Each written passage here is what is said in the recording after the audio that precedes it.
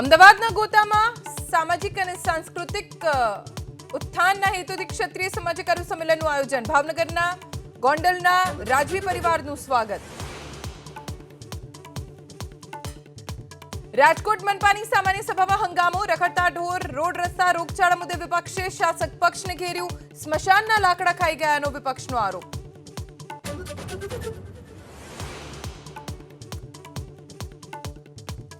અમરેલીમાં બસપોર્ટનું મુખ્યમંત્રી ભૂપેન્દ્ર પટેલે કર્યું લોકાર્પણ. સાથે ગાયકવાડી રાજમહેલના નવીનીકરણનું કર્યું ખાતમુહૂર્ત. નાગનાથ મંદિરે કર્યા દર્શન.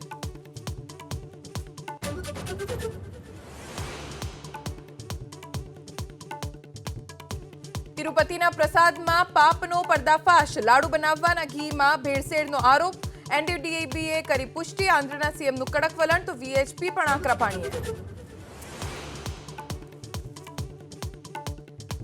લેન્ડ ફોર જોબ કેસમાં લાલુ પ્રસાદ યાદવની વધી શકે છે મુશ્કેલી. ગૃહ મંત્રાલયે લાલુ યાદવ પર કેસ ચલાવવા આપી મંજૂરી. સીબીઆઈ વાળા કેસમાં લાલુ યાદવ વિરુદ્ધ ચાલશે કેસ.